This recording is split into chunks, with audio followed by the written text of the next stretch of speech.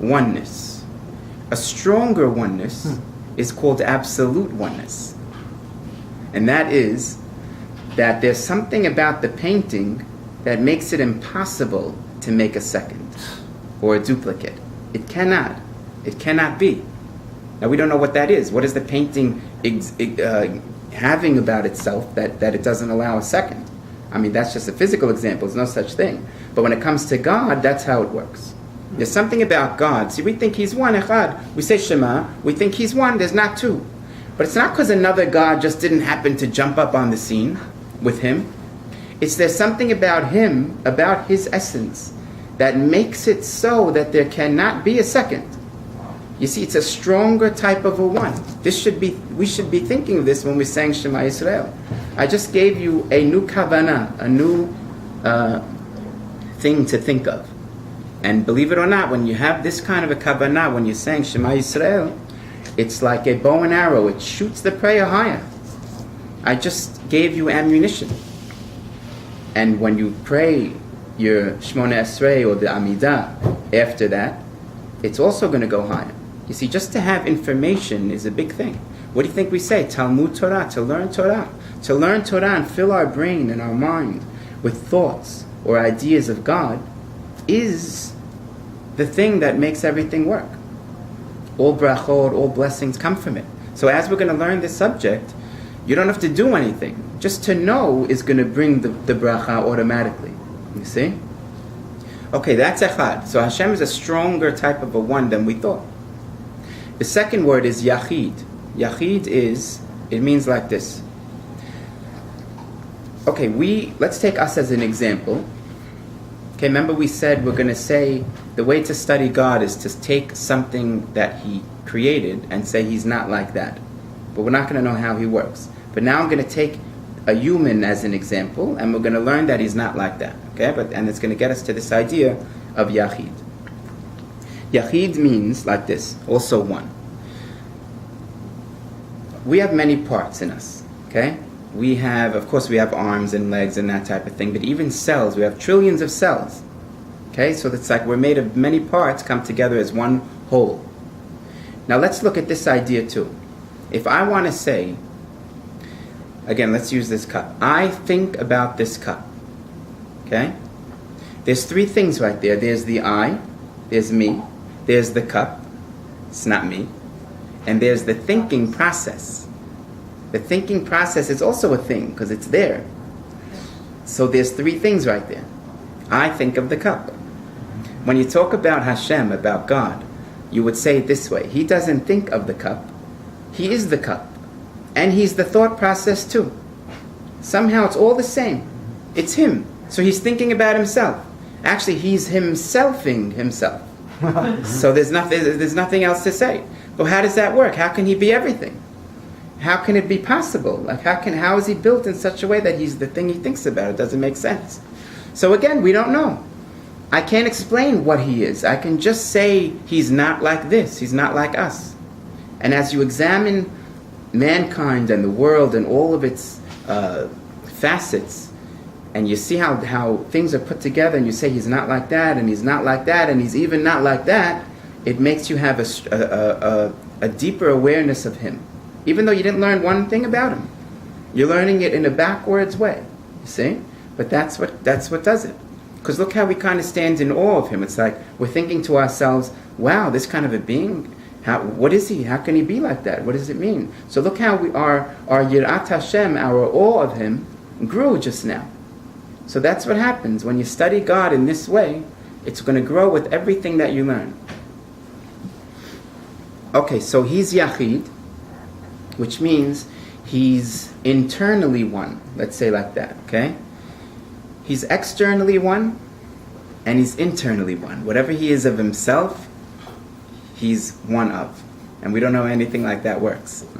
Maybe an amoeba. But even that, obviously, it has whatever, even if it has length, it's parts, But just that's the closest idea, I guess, that we can get to. One-celled entity, huh? Also, Hashem never does the same thing twice in the world. That's true. But that's already playing on His actions. But it's true, there's something to play with that when He's You could say his oneness also when he acts, he only does one thing. But that's already an action, so I don't want to mix it up with this. But it's a true point. Okay, the third word is miyuchad. Okay? Again, special, but again, it just means one, and now we'll get the true definition of that. Okay, the first echad, we said, there's not two gods, there's only one God. Okay? But it's even more than that. He's not the only God. It's not that he's the only one God.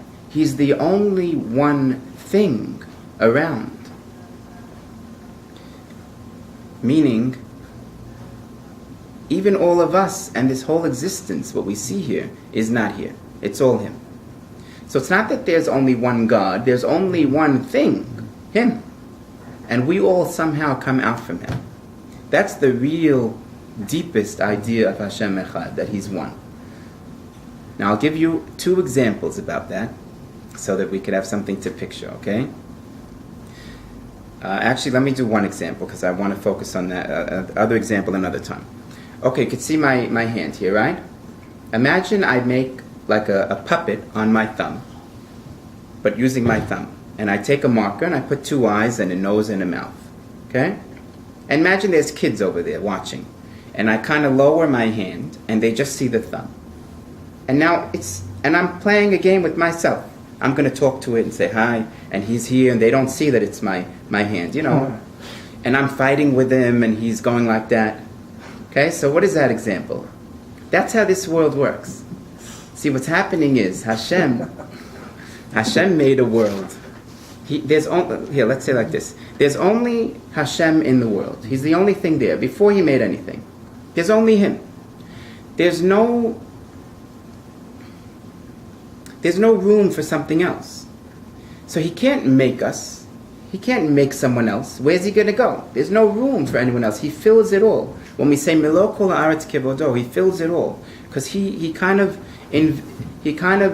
is in the entire existence what exists. So there's no room to put somebody else. If someone else could land there, he would be a God too, because he has space. He has a place that God is not there. God is everywhere. So there can't be a place that I'm there next to him in real reality, because I'd have the same type of a stronghold on my place as he does. That's a God. Doesn't matter how small you are. Even an ant could be a God if he holds his own space. You see? So there's only God around. So the only way to make something is to make it out of himself. He's the only thing. He's the only thing that's there. There's nothing else. There's no other canvas to use. So he had to take from himself and make the world.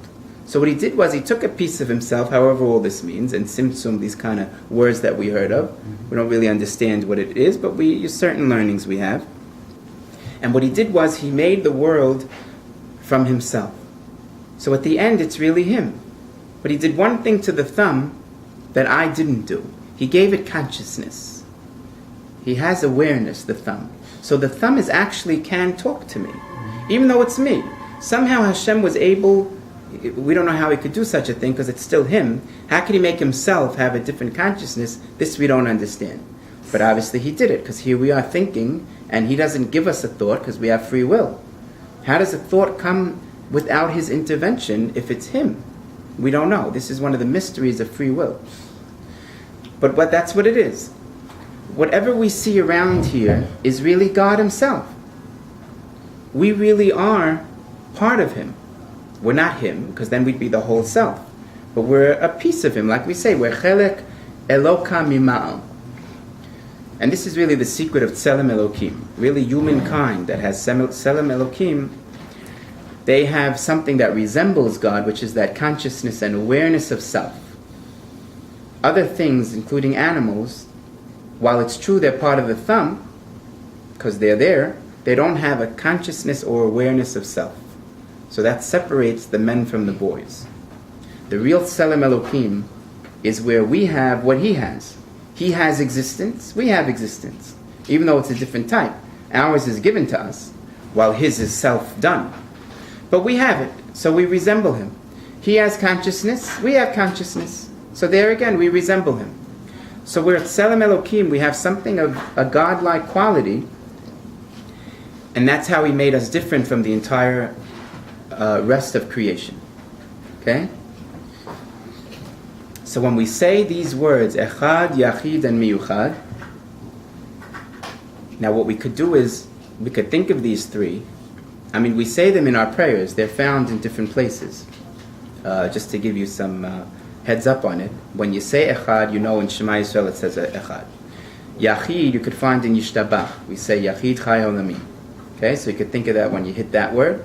And Miyuchad, the only place I could think of Miyuchad is in Lecha Dodi, where we say Hashem Miyuchad, in one of those there. Now what you could do also as an exercise, because we want to review this and think of this even on a daily basis. You don't want this you don't want to know this and then it goes out of your mind. It's like it's something you have, keep it. And like I said, it makes the prayers soar when you have these kind of thoughts. So what we could do is when you hit the word Echad, I mean it's a hard exercise because there's a lot to do when you hit that word Echad. You're supposed to think the Aleph, that God is one, the Chet, which is 8, the 7 heavens and the 1 earth, that's 8, and the Dalet is the 4 corners. If you can manage all that. But what you could also do is you could notice that the Echad has 3 letters, Aleph, Chet, Dalet. So let it just trigger that there's 3 ideas of Echad. That's what I do. Just to give it like, it'll be a second, but at least you kept remembering it every day. Twice a day, at least. And just, think of it to yourself. This is one of the most important topics to think about Hashem, and there's a lot more to talk about. If there's any questions in the meantime, feel free to ask. Also, was, is, and will be. It's also 3 levels. Right? That's right. That actually takes us to the next dimension, which we didn't get into. There's a lot to talk about. We might have to do many classes on the topic because studying God is not a few minute thing, obviously. So it's going to take time, and we may not do it consecutively. Next time we're here, we might do it. It's a different topic, but Bezrat Hashem, I'll try and remember that we did leave off at this place, and we should continue. So Bezrat Hashem, we should have that in mind and think about that. And again, Bezrat Hashem will have major brachot by seeing how Hashem is in a totally different league than we are.